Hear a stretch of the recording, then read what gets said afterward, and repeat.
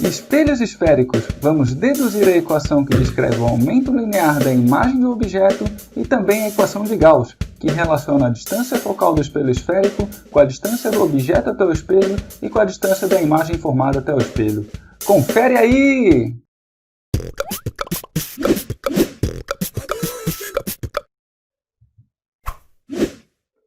Bom, quando estudamos espelhos esféricos, classificamos apenas em dois tipos. O primeiro deles é o espelho convexo, que é aquele espelho que reflete a luz pela parte de fora. Normalmente ele se encontra em esquinas de ruas, em saídas de garagens, e é aquele espelhinho que forma uma imagem sempre menorzinha. O outro tipo de espelho é o espelho côncavo, que é aquele espelho que reflete a luz do ambiente pela parte de dentro dele. Opa, mas espera lá, essa imagem aqui mostra pra gente o espelho refletindo pela parte de fora e também pela parte de dentro. Então quer dizer que se eu estou olhando pelo espelho pela parte de dentro, ele é um espelho côncavo. Se eu estou olhando a imagem refletida do espelho pela parte de fora dele, ele é um espelho convexo. Bom, mas como é que se faz um espelho desse tipo? No dia a dia a gente não tem um espelho côncavo desse tipo com essa curvatura toda aqui, né? A gente não encontra. Então como é que se faz? Basicamente a gente precisa de um molde esférico. E esse molde esférico nada mais é do que um pedacinho do que seria uma esfera muito grande. Então, para se fazer um espelho, você precisa de um molde que tem uma pequena curvatura, né? E essa curvatura segue um formato esférico. Então, se você pegar esse pequeno pedacinho, você tem um que a gente chama então de espelho esférico. Todo espelho esférico tem um raio de curvatura, e esse raio de curvatura nada mais é uma distância que parte do centro da tua esfera, que a gente chama de centro de curvatura, e vai até a extremidade da esfera. Essa distância então é chamada de raio de curvatura. Nos nossos estudos, nós vamos estar considerando que o tamanho do nosso espelho é tal que ele foi feito a partir de uma esfera cujo ângulo de abertura desse espelho em relação ao centro de curvatura não pode ser maior do que 10 graus. Isso é importante e tem uma implicação na equação de Gauss que a gente vai deduzir hoje. Ela só é válida para ângulos de abertura no teu espelho que sejam menor do que aproximadamente 10 graus. Então, se pegarmos um pedacinho dessa esfera como sendo o molde para produzirmos um espelho e fazermos um espelho então com esse molde, a gente vai ter nada mais nada menos do que um espelho que ele é praticamente plano. Afinal, esse pedacinho aqui ele meio que parece ser plano, mas não é. Ele tem um certo raio de curvatura e um certo ângulo de abertura. Vou dar um zoom nessa imagem aqui. Então, resumindo, se nós olhamos pelo espelho pela parte de fora, a gente chama então esse espelho de convexo. Dá para ver que ele tem uma pequena curvatura aqui, ele é quase plano, mas tem uma curvatura.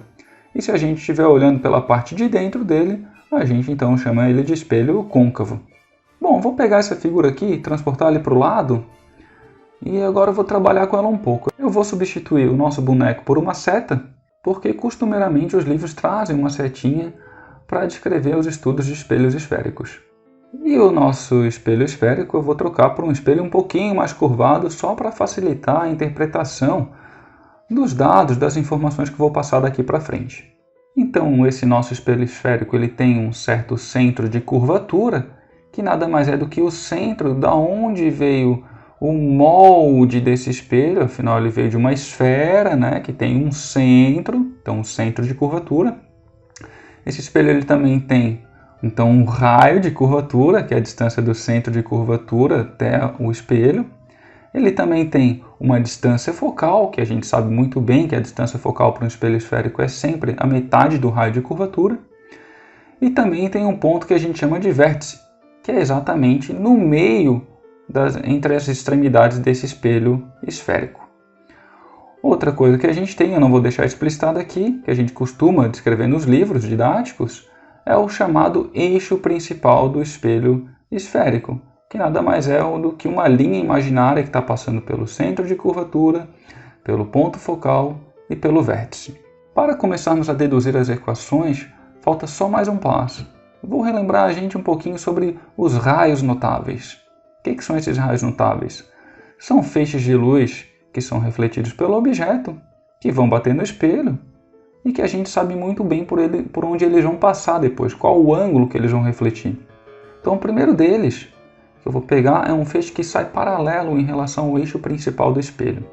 Quando ele reflete no espelho, ele sempre vai passar pelo ponto focal desse espelho. O segundo raio notável é aquele que vai em direção ao vértice do espelho, formando um ângulo de incidência em relação ao eixo principal do espelho e reflete formando o mesmo ângulo. Já um terceiro raio notável pode ser aquele que vai em direção ao foco do espelho esférico e reflete paralelamente ao eixo principal do espelho esférico. Um quarto raio notável poderia ser aquele que vai em direção ao centro de curvatura, que eu não vou representar aqui, porque senão eu precisaria de um espelho muito grande. Olha, ele teria que bater no espelho e voltaria sobre ele mesmo, passando novamente pelo centro de curvatura. Onde os feixes refletidos se encontram é exatamente a posição da imagem formada do objeto. Por isso que eu estou representando aqui o objeto já como um todo e invertido. Afinal de contas, a pontinha da seta que estava aqui em cima veio parar aqui embaixo do eixo principal. Se fizéssemos, por exemplo, essa mesma análise com essa pontinha da seta desse objeto aqui, passando novamente raios notáveis, a figura aqui ia ficar bem poluída, né? Essa pontinha da seta iria aparecer exatamente nessa posição. A outra pontinha da seta ia aparecer nessa outra posição. O meio do objeto aqui, traçando novamente raios notáveis, vão se cruzar bem aqui nessa posição que eu estou marcando com o mouse. A fim de evitar que a nossa figura ainda fique muito poluída, eu vou trabalhar apenas com dois raios notáveis, que vai ser o que sai paralelo e reflete passando pelo foco, e o outro que vai em direção ao vértice e reflete com o mesmo ângulo. Eu vou denotar no nosso problema como sendo a variável i, para descrever o tamanho da nossa imagem, e a variável o, para descrever o tamanho do nosso objeto. Para deduzirmos quanto é o aumento, ou seja, quantas vezes o tamanho da imagem aumentou em relação ao tamanho do objeto, é muito simples, porque é uma comparação, ou seja, eu preciso pegar simplesmente uma trena e medir quanto vale o tamanho da imagem e uma trena e medir quanto vale o tamanho do objeto. E dividir então o tamanho da imagem pelo tamanho do objeto. Eu vou ter uma relação de quantas vezes a imagem é maior que o tamanho do objeto. Ou seja, uma relação, uma comparação. Do ponto de vista matemático, comparação é divisão. Portanto, o aumento é simplesmente a divisão entre o tamanho da imagem em relação ao tamanho do objeto. Então vai lá, pega uma trena e mede o tamanho da imagem e pega uma trena e mede o tamanho do objeto. Dividir um pelo outro, você vai ter quanto é o aumento da imagem em relação ao objeto. Ok, mas no início do vídeo eu disse também para vocês que o aumento é igual a menos P' sobre P. De onde é que vem isso? Como é que a gente deduz isso? Vamos lá. Então primeiro vamos também descrever quem que é P' e quem que é P nessa nossa figura. P' é a distância horizontal da imagem até o vértice do espelho. Já P também é a distância horizontal, só que do objeto até o vértice do espelho. A gente sabe pela lei da reflexão que o ângulo de incidência e o ângulo de reflexão são iguais. Sabendo disso, posso verificar nessa figura que existem triângulos semelhantes quando eu olho para esses ângulos. Então, olhando para o ângulo de incidência, eu estou traçando aqui com o mouse um certo triângulo, ó, nessa figura, e para o ângulo de reflexão, um outro triângulo. E esses triângulos são semelhantes, uma vez que o ângulo de incidência e de reflexão são iguais. Nesse triângulo menor a gente tem um ângulo de 90 graus, no maior um ângulo de 90 graus. Portanto, esse ângulo que eu estou traçando com o mouse agora também é igual a esse outro ângulo que eu estou traçando com o mouse, ou seja, esses dois triângulos, esse primeiro com esse outro grandão, são semelhantes. Uma outra maneira de tentar deduzir quanto que o aumento é menos P' sobre P é pensando em termos de tangente, ou seja, a tangente desse ângulo de reflexão é igual à tangente do ângulo de incidência. Óbvio, se os ângulos são iguais, as tangentes vão ser iguais. Lembro ainda que a definição de tangente de um ângulo qualquer é cateto oposto a esse ângulo dividido pelo cateto adjacente a esse ângulo. No nosso problema, quando eu olho para o ângulo de reflexão, a tangente vai ser I, cateto oposto, dividido por cateto adjacente, que seria P, ou seja, simplesmente I sobre P. Mas como o tamanho do nosso objeto está para baixo do eixo principal do nosso vértice, a gente vai dizer que é menos I. É um valor negativo. Então, menos I sobre P. E o cateto oposto ao ângulo de incidência é o tamanho do objeto, e o cateto adjacente seria o P.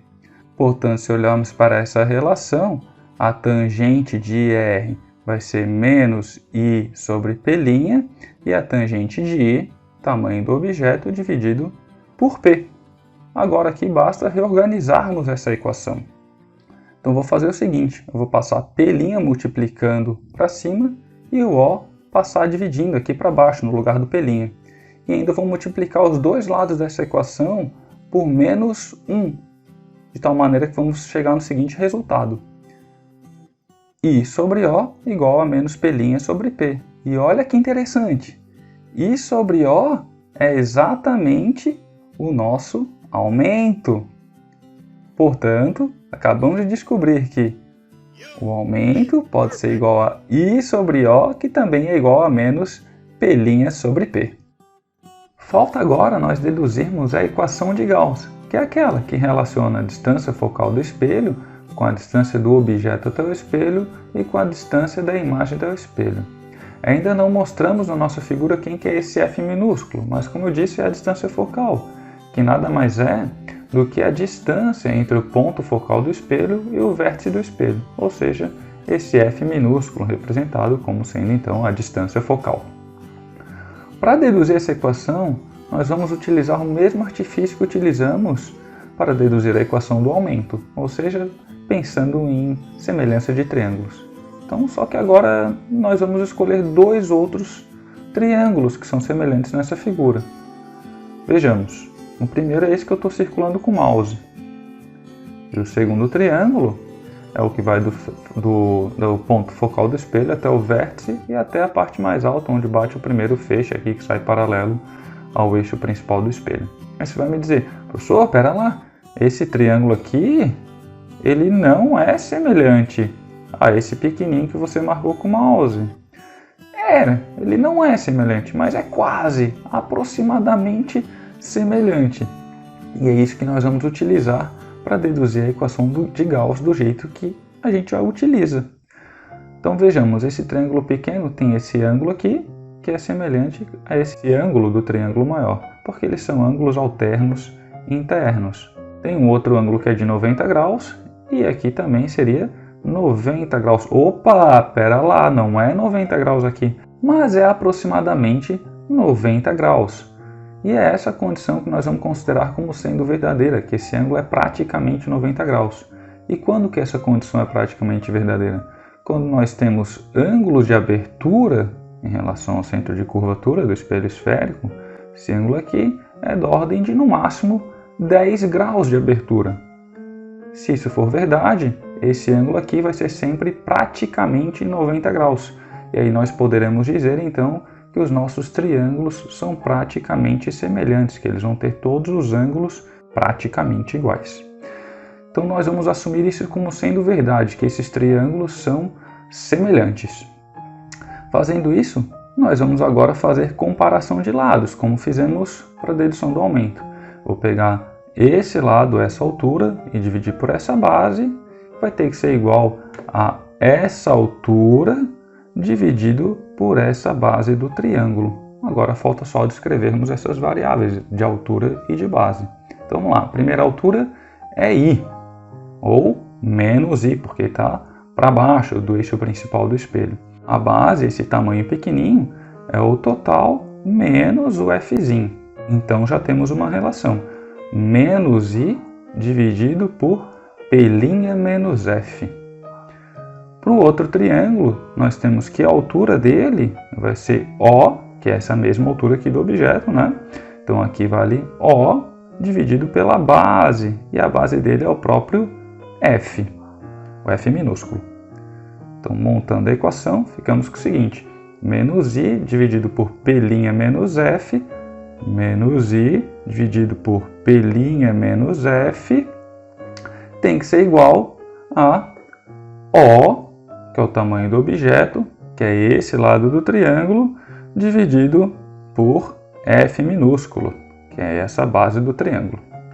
Ok, rearranjando a equação, eu vou passar esse O do objeto dividindo o valor menos I e vou passar o P' menos F para o outro lado, ou seja, vai ficar no numerador. Fazendo isso, ficamos com a equação com a seguinte cara. menos I sobre O, que foi passado dividindo, igual a P' menos F, que P' menos F veio aqui para cima, para o numerador, tudo isso dividido pela distância focal. Observe o seguinte agora, I sobre O é menos P' sobre P. Então, no lugar de I sobre O, eu vou substituir menos P' sobre P, vai ficar menos com menos, que vira mais. E nós ficamos com a equação da seguinte maneira. P' sobre P igual a P' menos F sobre F. E a partir de agora o que eu vou fazer com vocês é manipular essa equação do ponto de vista matemático para deixá-la um pouco mais simplificada. Então o primeiro passo a ser feito vai ser o seguinte. Eu vou passar o P multiplicando todo mundo aqui e vou passar o F multiplicando o P'. Então a gente vai ficar F vezes P', está aqui o primeiro termo, e o P multiplicando todo mundo, está lá o segundo termo, P vezes P' menos F vezes P. Vou reorganizar essa equação deixando todos os termos que têm F de um lado e onde não tem F do outro lado. Então vai ficar da seguinte maneira, vou passar esse menos F vezes P para o outro lado. E aí a gente fica assim, F vezes P' mais F vezes P igual a P sobre P'.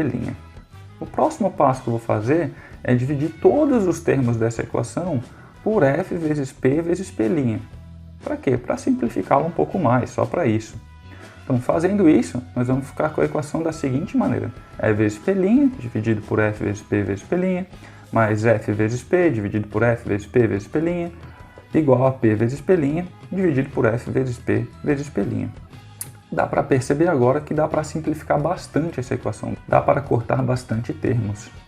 Fazendo isso, ó, observe que F vai embora com F e P' vai embora com P'. No segundo termo, nós temos F indo embora com F e P com P.